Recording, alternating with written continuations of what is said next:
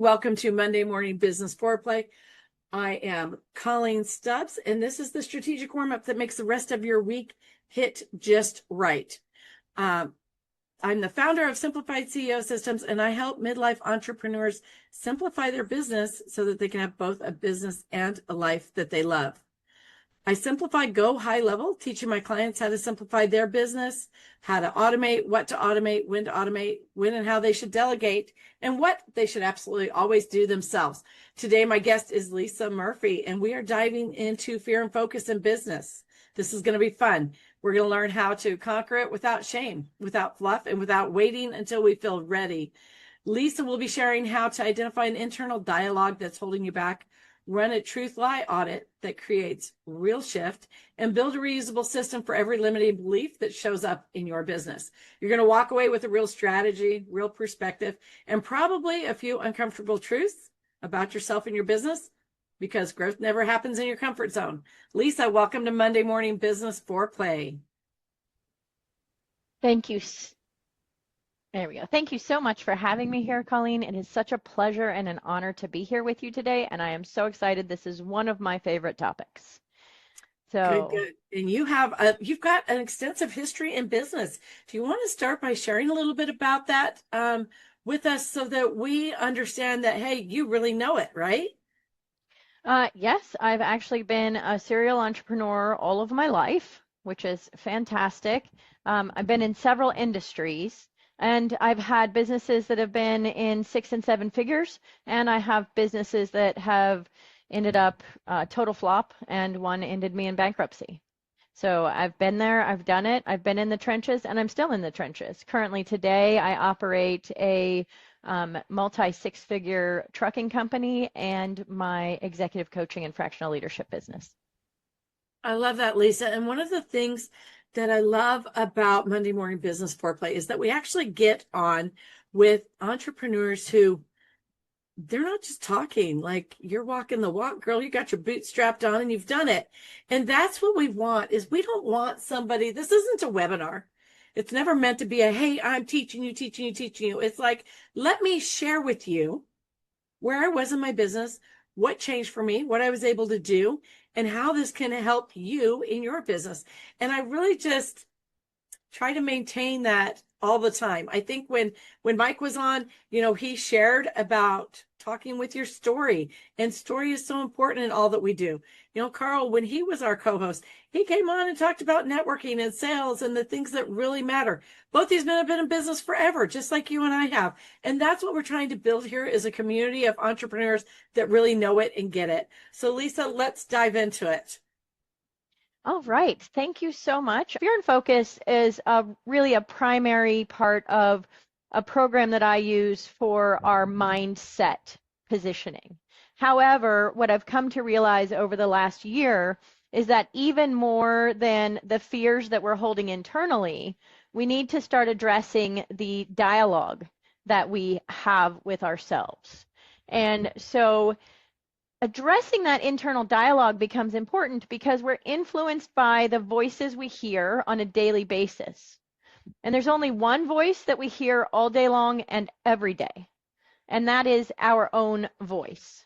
So I don't know if any of you have ever made a mistake and you have a thing in your head where you say, oh, I was so stupid. Has anybody had something like that they ever do? Put your hands up. I say, like, really, Coleen? Really? That's the best you had? Right. So it happens often to us, and we think it's harmless. The truth is, it's not actually harmless because it's a voice of influence, and it's the most important voice that we have going on for us. And so it's very important that we understand, not that we eliminate that speech from our mindset, but how we can quickly turn it around.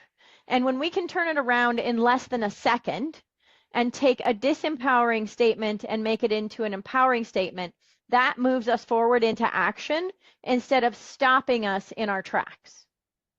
Does that make sense to everybody? So it's not about, motivation. It's about business performance. And today I'd like it to be more interactive. I'd like this to be less of a webinar and more of an interactive piece. So was everybody able to get the tool that I dropped into the chat? The point today is not to have you guys leave here inspired. It's to have you leave here with a different way of thinking about the way you speak to yourself and understanding the importance of that. Catching that internal message that is driving your decisions and testing it actually against what is true in your life. So what I want you to understand is that there is a time where something that you're saying to yourself may have been true. There may be some truth behind it, but I guarantee you that you also have a lot of proof that it's no longer true or that it doesn't hold up when you really put the measure against it. So if the old message is writing your policy, then your strategy is already compromised, right? This is not about positive thinking, and I want to be really clear about that. We don't have to think positively. We don't have to think things we don't believe. What we do need to do is find truth that can empower us. Does that make sense to everybody? Truth that can empower you. So if you walk around with a mantra and you know that you only have $1 in your bank account and you keep saying, I am rich, I am rich, I am rich, that's a positive statement, but it's not truth. And your subconscious mind won't believe it. As business leaders, you don't need fluff. You need clean instructions for your brain when pressure is on. You're not going to necessarily feel better in the first 5 minutes of doing this. This is a ritual that you will have to start implementing in your life, and then it will become a habit, and then one day you won't even think about it anymore. So if your internal system is telling you that you don't have to change that much, but you know that the reality is there are lots of changes you need to make, then your messaging has to align with what you understand and believe the reality is, instead of applying a surface level fix. So internal dialogue is actually your primary operating system. Who here thinks thoughts in their head? Seriously, I should see everybody's hand go up. Yeah, we all think thoughts in our head. And some of us have two-way conversations in our head. You can admit it or you cannot admit it. It's okay. I don't think you're crazy. I might have 3 or 4 people living in my head at sometimes, and we're all trying to figure out what the problem is and what the solution is. So we're always having internal dialogue. Some people speak out loud to themselves. Any of those people here? Talking out loud to yourself? Yeah, I see Sheila's hand go up. Yeah. I mean, it happens. We're processing issues. What we're doing when we're thinking, what we're doing when we're speaking out loud to ourselves is we're processing. And processing is super important, but we want to make sure it's not just random noise, that we turn it into a system that shapes everything we do, why and how we do it, from what you avoid and delay to what you over-explain or when you undercharge people.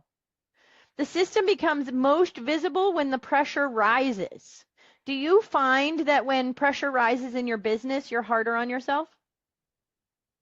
Anybody throw some thumbs up? Yeah, I see Coleen says yes. Yeah. When you know you need to generate so many revenues and then you start doing things and those things start making you feel like maybe you're not adequate or maybe you don't know enough or maybe you're telling yourself that. Maybe you're saying nobody's going to want what I have. That kind of internal dialogue actually starts to affect the way you make decisions. And the problem is you're building a business strategy on what I would call a faulty foundation. So let's understand the core premise, because that is the bridge to why this tool matters.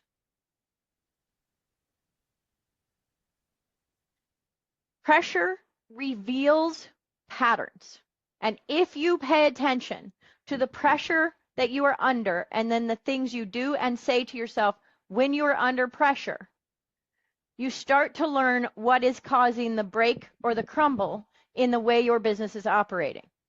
Because the true message that's running in your brain, in the room of your operations, is the message that is driving every next decision you make. So the message has to be named. And I know that this sounds weird, but yes, I want you to name even the bad message. I learned this firsthand when I broke my back. I was trying out for the Olympic teams. It was it was just before our area championships. It was a really important event for me to be at in order for people to recognize me and even consider me to be on the list for potential Olympic riders. And I broke my back 18 months before the selection date. Can you imagine the kind of internal messages that kept going through my head? Here it is, mid-1998, and I want to ride at the 2000 Olympics. And I broke my back. The first messages that went through my head was that I was so stupid, that I should have known more, that I should have done something differently, that I should have been, that I could have been, or this, that, and the other thing. So many things, right? Then the messages came into my head that the nevers. Has anybody ever had the list of nevers? Now that this happened, you're never going to get this. Now that you've been here, you're never going to be seen the same again. Now that blah, blah, blah, never. So let's talk about how we can proactively identify and challenge these patterns. Because as soon as I recognized that this was happening to me, I stopped it. I stopped it in its tracks, and I stopped it with immediacy, clarity, and truthfulness. And I did try out for the Olympic team for the 2000 games. So there is a way to resolve this. It's called the 3-step reset. The 3 proven strategies for success that I have used for the last, well, we don't have to number the decades. We'll just say the last many decades of my life. These steps took me beyond the, Lisa, your family aren't millionaires. You can never make it to the Olympics. Lisa, you don't have enough education with the horses, or you didn't ride with the right coach, or you don't have enough time in the saddle, or you don't have the right horse, or you don't have enough horses, to going to the Olympic tryouts. And no, I didn't make the Olympic team. But yes, I did make what they would call their developing riders team, which is the next team right underneath the Olympic team. So we learn how to let pressure reveal our true patterns. And now we're going to make it practical. So the first thing that you do, I want you to get a piece of paper out and a pen. Everybody from my community knows this is normal behavior. Piece of paper and a pen. Writing things out is super, super important. The first step is to identify the message. Then we're going to test it. And finally, we're going to replace it with a stronger, truthful leadership instruction and empowerment statement for you. So, name the message. When I am under pressure, the message I hear. When I make a mistake, the message I tell myself. When things don't go right, the thing I say to myself is, go ahead and write it down. Think about it hard and write it as completely as you can. Not just, I'm so stupid, but maybe, I'm so stupid, I never get anything right, I always make mistakes. If that is the entire message, write the entire message. I can't do this. I'm too old. I've heard all of these excuses, these limiting beliefs from every leader in the world at different times in their lives, right? Everybody's had it. It's normal for us to question ourselves. Does everybody have theirs? If anybody wants to share, drop it in the chat.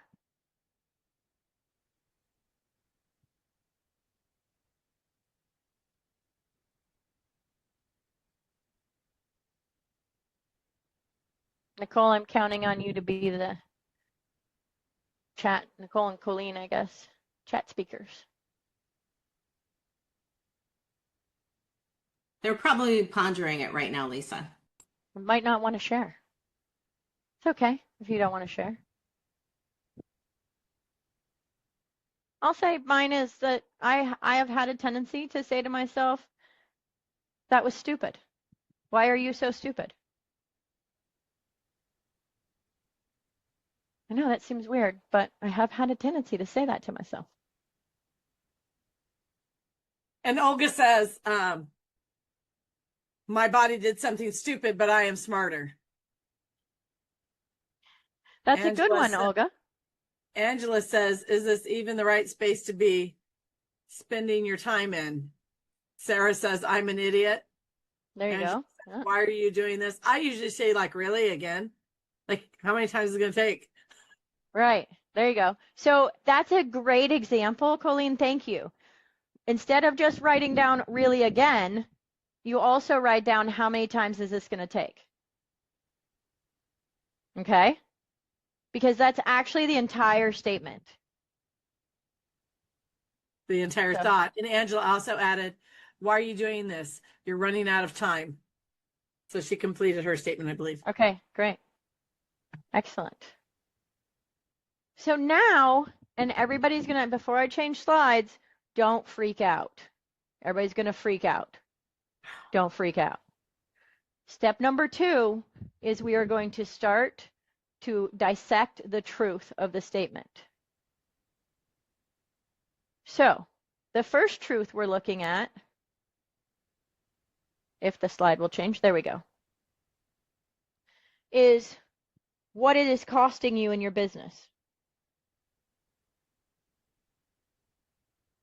When you say that statement, what does this statement cost you in your business? Is it costing you to delay decision making?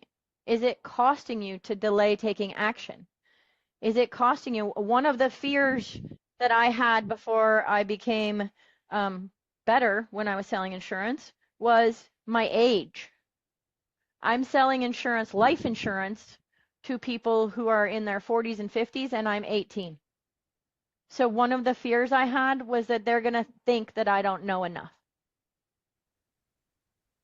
And the truth of the matter was I was trained in insurance since I was 6 years old, so I had 12 years of training, which was more training than any of them had in insurance, unless they were insurance agents, but typically they were not.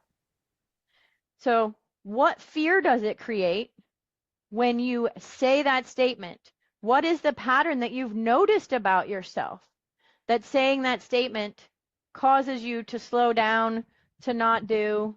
I might know somebody in this room who has a fear of putting things on a schedule because it feels too constraining. I'm winking, nobody has to say anything. But when you're artistic, that fear of being stuck in a system feels stifling and depressing and overbearing. And it feels like it's not who you are. Is that fear real, or is there some other story going on in your head that's telling you why you can't instead of why you can? When I was in the car accident, I had a business that I took to over 6 figures in less than 60 days, had a car accident, and we were in 5 figures of debt within the next 60 days. It was terrible. It was terrible. And believe me, there was a lot of internal language that was going on. And also, even before the accident, there was internal messaging that was saying, we're not ready to do X. We're not ready for this. I don't know enough. And it stopped me from creating a business that was prepared with contingencies. And the reason that business fell apart was because of my internal dialogue and my lack of external planning. My internal dialogue stopped me from doing my external planning. So now you're going to test your belief against evidence. So this one's really crazy. The first thing is we're going to put all the evidence supporting this belief. And I'm going to call out Coleen on this because I love hers, because it's 2 parts, right? So tell me why that statement is actually true. And let's go ahead and write down as many things that we can say are true about that statement. Like, really, Coleen? How many times is it going to take? Well, I know that's a true statement because I mess things up often, and it usually takes me 3 or 4 times of messing things up before I finally get it straight. I know that statement is true because when I was a kid, My parents used to always tell me, why couldn't I learn this faster? Why couldn't I be smarter? Why couldn't I do better? Why weren't my grades A's instead of B's? I know this is true because I had a friend in high school who told me I seem to make the same mistakes over and over and over again. I know this is true because I have my husband, not to pick on your husband, Coleen, because I know he's awesome, but my husband says to me, really, Coleen, again? I know this to be true because, well, I find myself saying it to me 5 or 6 times a day.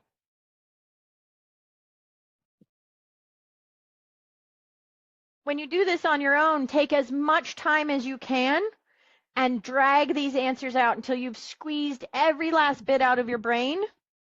Then take a 3 or 4 minute break doing something completely not related to this. Come back to the paper and squeeze every last bit out of your brain again, telling you why this statement is true. I know Olga's questioning me. I can see the raised eyebrow. Because Olga is all about empowerment. Oh, but Olga's going to like this next step. So after you have provided all of the evidence you have to support this belief, this statement you say to yourself, now you're going to go over and you're going to provide yourself with evidence that challenges it. Really, Coleen? How many times? Well, Coleen, did you know that it took Thomas Edison 9,999 attempts to make that 10,000th light bulb that actually worked? So what if it takes 9,999 times? That's part of the learning process. Ta-da! What else would challenge it? Do you want to share, Coleen?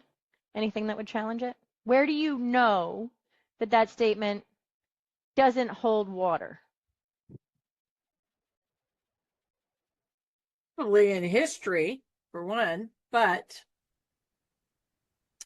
a counter dialect is always good too. And then that, in my mind, looks like as many times as it takes, or this is the last time, or whatever. But what I find is that when I have a counter dialect, then that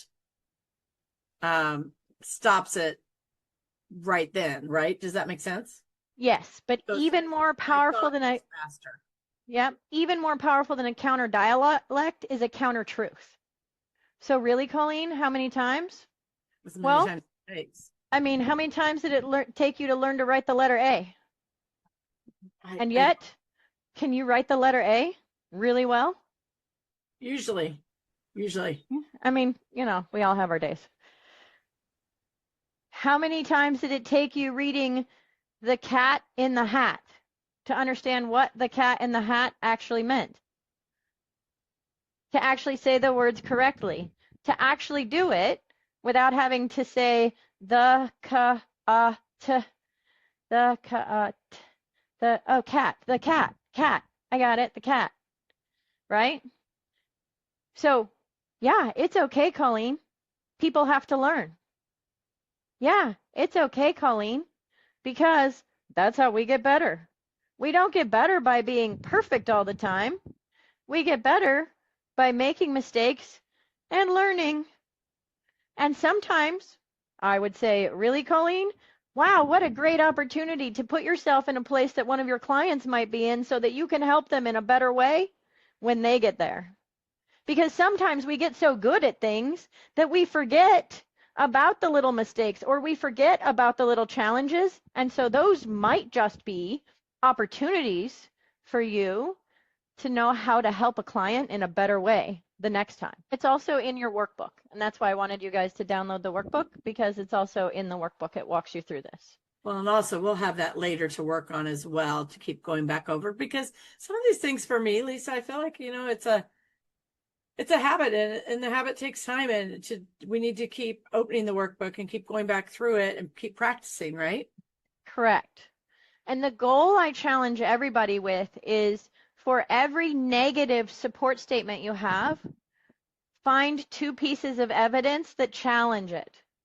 Find 2 pieces of new empowering truth statements that counteract what your mom or dad said when you were a kid, what your boyfriend said when you were in high school, what proof you think you have, because holy mackerel, I had to do this thing 5 times before I learned it. Okay? That's fine, because now you've learned it, and you've learned a bunch of ways not to do it, and you've learned a bunch of ways that you can do it and do it faster next time. That's evidence that challenges it. That's evidence that goes from disempowerment to empowerment. But we always need at least one more empowerment piece than we have of disempowerment. Our subconscious mind, our mammal brain, desires 2 pieces of proof to counteract any fear base. And all of those negative statements are based in fear. It's the fear of not knowing, the fear of being wrong, the fear of not being worthy, the fear of not being worthy of love, and the fear of not being loved. So you have to find the evidence twice as strong to prove those fears wrong. And then the final step is to look at all of those empowering truths. Find all of your evidence, count all of your wins in your life that you got even after you made mistakes. Write down all of those proof pieces. Lead yourself from the evidence. I made a mistake for over 20 years. I forgot to tell people that, yeah, while I didn't make the Olympic team, I was the first one they chose for the developing riders list. So back in those days, they chose 5 people for the Olympic team, and then 6 through 10 went on the developing riders list. I was number 6. I was their 6th choice. For a kid from the wrong side of the tracks who didn't have the right stuff and didn't have the right horse and came from a cowpoke family, I was the 6th choice to ride in the Olympics the first time I ever went out and tried out for it. Wow. I forgot to count my evidence, and I forgot to tell people about it. Remember your evidence. We are so good at trying to be humble. We are so good at forgetting the great things we have done. If you refuse to count your evidence, then fear will keep overriding your brain. These statements will keep coming into your head, and there's a way to stop them from ever happening again. Acknowledge your success, write it out, and prove to yourself why you are worthy, why you are valuable, why you are worth being loved, why you are loved. And pretty soon, these statements will disappear. And So so, now, if you go back, Lisa, to the previous screen, I just want to say, lead from current evidence. The old message may have a history. Your leadership has leadership evidence too. Stop pretending it does not count. And so I'm wondering here, can we also pull from previous evidence different scenario that is for the skill, right? Even if it's just a survival skill. Like when I say to myself, really, Coleen, how many times does it take? Really? right. Can I not just pull from a different experience where I'm like, you know what? Last time it took 12 on the other one. Look what a success it is. So keep going. Yeah. Right. So it's not pulling from that same history, but from a different history. Absolutely. Absolutely. It may be for Angela's statement about, is she even doing the right thing? Her evidence is going back to previous clients that she's helped and who were so grateful for her help, and that she got them so much more than they ever thought they could get. Right. That's still current evidence, right? It may have happened in history, but it's current evidence of success. Okay. It's current evidence that you know what you're doing and that you are capable. That evidence is meant to prove to you that you're capable, that fear doesn't actually have a hold on you. Fear is just something that is left in our lizard brain to help us survive. And since we don't have to run from saber-toothed tigers anymore, our fear works through our imagination, and our subconscious mind does not understand the difference between imagination and reality.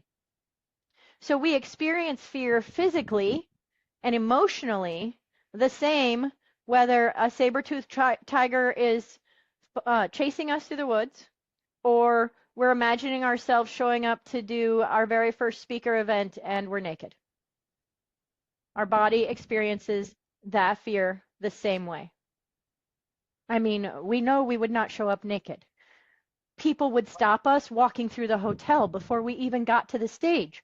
Most likely people behind stage would stop us and be like, hey, is this part of your deal, or do you want to put some clothes on? Right? But people have that fear. They have nightmares about it because they allow that fear to embroil. And so the evidence, the current evidence that would support that are the things I just said. There's no way you'd get through the hotel lobby. They'd tackle you. You'd go to jail. You wouldn't even get to make your speech. Right? At the very least, the people putting you on stage would be like, at least a robe. Or, maybe we'll put some leaves down there or some leaves up here. Right? So take the evidence you can find, and it doesn't have to be directly related evidence. Take evidence that is truthful, that you can find alignment if you're struggling. For instance, when I say I'm so stupid, well, I graduated from the first grade, so I'm not that stupid, right? I know my ABCs, and I used to be able to say them backwards, so I know I'm not stupid. There's lots of evidence, but if you have to go to the tiniest thing, right? Well, I'm too old to learn something new. Well, let me tell you, I had a client who was 52 when he took his first horseback riding lesson ever in his life. 52. And his dream, his goal was to ride on the international stage, to be an international competitor against people who started riding horses when they were, 2, 3, 4, even in their early teenage years. He was 52. Walt Gervais, he was an amazing man. At the age of 76, he rode in his first international event. Wow. Yeah, that's amazing.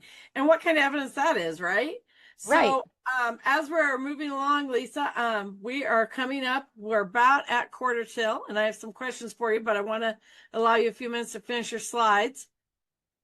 The last one is to write the truth. Take all of those evidence pieces that are truthful and beneficial and say, even though I made this mistake again, the truth is it's helping me learn.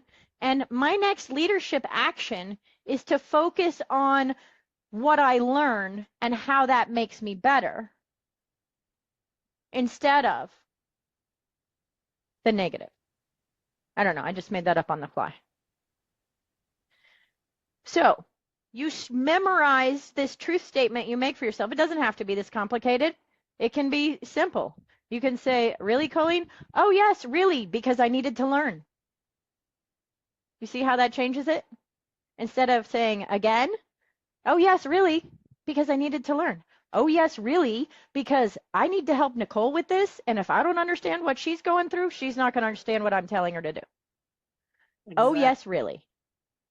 Exactly. I love that. I want to take a second and see if anybody has any questions before I put you on the hot seat. Any questions at this point for anybody? Raise your hand if you do. I see Carl's hand up. There you go. Oh, I see. It's a real hand too. Go ahead, Carl. Yeah, I found two of them. I lot to unpack here, and I'm not going to take up a lot of your time.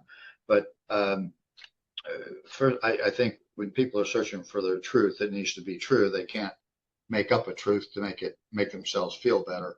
I mean, Correct. they got to find a real truth, number one. And I kind of put all this under the heading of what I call stinking thinking, because there's a lot of people that have imposter syndrome or whatever, and they don't even believe what they're doing, and they're trying to do it. And so they need to find their truth with what they're doing and feel good about it. As a business consultant, I've had people, I'll say, give me your pitch. And I can tell they don't believe what they're saying, so I'm not going to believe what they say. So there's just a whole lot of areas. The other thing is that a lot of times people have fear of change. They just keep doing the same thing, and they keep digging, digging a deeper hole. instead of changing. I don't believe in failure. I don't believe in the concept of feeling like there's failure. I think you need to have an I refuse to fail attitude. And to do that, you have to pivot. People find pivoting difficult. And all that comes under the heading of finding their truth, and understanding it, evaluating what's wrong, Right. and then It's analyzing it and doing the Ben Franklin scale or whatever. Why is it working? Why is it not working? To find their truth. But I don't personally think, and I hope you're not saying that you need to find a truth to make yourself feel better if it isn't true. well, It's got to be a truth. if it isn't true, then it wouldn't be a truth. It has to be a true I know. statement, which is why I said, even if you have to dig to the bottom of the barrel, like I passed the first grade, so I know I'm not stupid. I passed the third grade, so I know I'm not stupid, right? Even if you have to dig to the bottom of the barrel, you have to find something that's true that is evidence of what the other statements are not evidence of. So it may be true. It may be true that my dad told me I was stupid, but maybe my dad told me I was stupid one time because he was frustrated and upset, not because he actually believed I was stupid. But what proof do I have that I can counter my dad and say I'm not stupid? Well, Dad, I got my MBA, and 75% of the time it takes everybody else to get their MBA. Boom. I'm not stupid, right? I love that. And so, I love that. There's so much here to unpack. You're right, Carl. So Lisa, I'm going to go ahead and put you on the hot spot. Nicole, if you'll just highlight Lisa so I can get her reactions to her questions. You guys ready for hot seat questions? Are you ready, Lisa? Let's do it. I'm ready. I think there was so much to unpack in that. And so I think first I want to say, if anybody's facing a specific instance in their business, has a specific question for Lisa, please make sure that you utilize the chat and grab her contact information and reach out to her. And so Lisa, what's one thing everyone in your industry is doing that you think is complete BS, and why are they still doing it? Oh my gosh, I am on a kick right now about all of these gurus who are taking tens of thousands of dollars teaching people at webinars and not interested in the actual success that their clients have. I think it's complete BS. I think that what is important is that people teach you execution, and execution that delivers, and that they stand behind what they promise you're going to get. I would agree with that. And I've seen that a lot myself. And so I think most everybody here would probably agree with that. So question number 2, this one gets a little more personal. You've shared a little bit of this with us already, but what's a mistake that you made that cost you serious money or time that you kept making anyways because you were too proud or too scared to admit that it wasn't working? One specific one. So actually this went on for years, in that I believed that I had to prove that I could do everything myself by myself. And so we didn't actually touch on that. I thought I had to go out and show everybody that it was me, I was doing it, I was succeeding, and I couldn't have anybody help me. And then a few years ago, I realized I didn't have to be an island. I didn't have to be there alone. And the better team that I built, the more people I got around me who could support me, the faster I went and the further I went. And I wouldn't have made some of those really dumb business mistakes that I made, great learning lessons, but I wouldn't have made them if I'd have put that support in place to start with, instead of thinking I just had to figure it out on my own and then do it on my own. I would really agree with that. And I 100% support that. And of course I do, because I sell a simplified go high level system. So yes, I absolutely teach my clients to automate, simplify, delegate. So I support you in that, Lisa, 100%. So our last hot seat question, Lisa, if you could give only one piece of advice to someone in your industry, but it would go completely against the grain, what would it be? And why is it worth the backlash? Gosh. I mean, I think I do this all the time. I'm kind of an against the grain person, but one piece of advice that I would give is